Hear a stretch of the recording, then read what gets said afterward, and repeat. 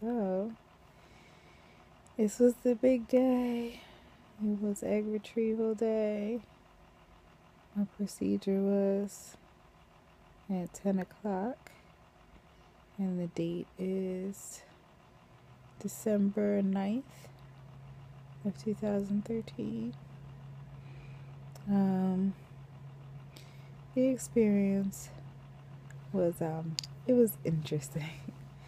I think it would have been a better experience for me if my son had not been ill this morning. He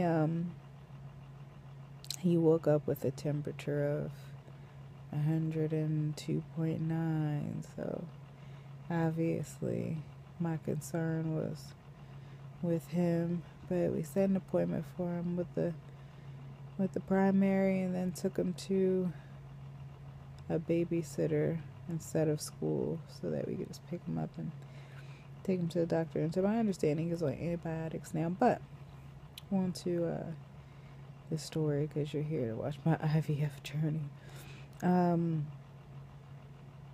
So I'm obviously a little worked up when I got there, but they tried to ease my mind and make it a good experience for me. As soon as I got there, they, kind of kicked into gear with getting me changed, getting every member of the team on board, into meet and greet with me before we went into the procedure. And I walked in to the actual room they were going to do the procedure in, and there was a young lady preparing the vials that my eggs would soon be put into. And I got an IV placed in that room as well. And while the anesthesiologist was putting in the IV, I made sure to tell him that, take it easy on the drugs, because, I'm not a drinker, barely even a casual drinker. I don't take medications on a regular basis, so I'm a little more sensitive to anesthetics. And so he said, oh, okay, well, I'll keep that in mind. And so he put me to sleep, and I woke up in recovery, super tired, but it was nice. They had a blanket over top of me that was blowing warm air on me. It was nice, because I was pretty chilly afterwards. And my first concern was, what time is it, so that I could make sure my son could get to his doctor's appointment. But I woke up okay. Everything was fine, and I had my husband feeding me while I was still pretty groggy, so that was nice. And he was very proactive about getting me drinks so that I could go to the restroom so that they could let me leave.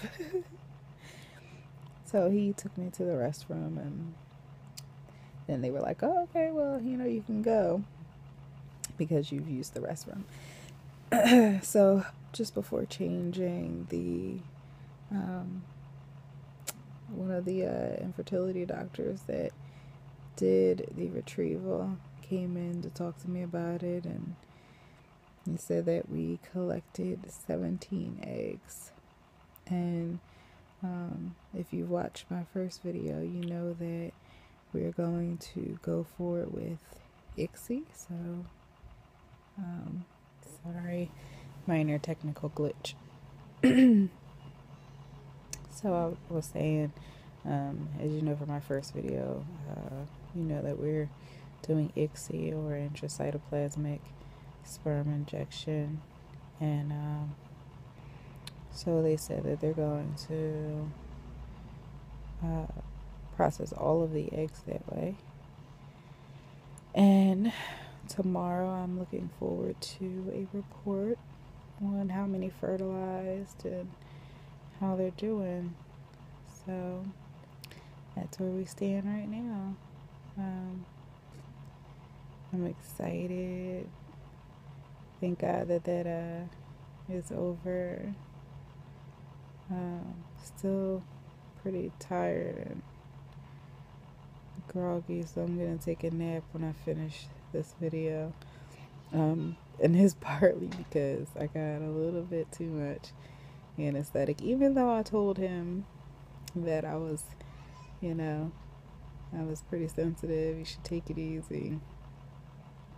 He didn't believe me, so he gave me, I guess, the normal amount of medication that they give to people. And when I woke up, he said, "You're a cheap date. You are really a lightweight." He said, he was like, "I kept having to decrease the amount of medication because you were a little over sedated. But all I can say is I told you so." But anyway, so I am taking this opportunity to sleep it off and rebound, and then here on starts my my 5 days of Medrol and doxycycline. The doxycycline is twice a day. The Medrol is once a day. And the thing that I dreaded, which is the progesterone injections, start tonight and continue until further notice, which could be up to 9 to 10 weeks of pregnancy if all goes well, which I am hopeful and prayerful that it will. So that's all I got for you now. I will be back in touch probably tomorrow or the day after when I get a report on how our embryos are doing. So see you later.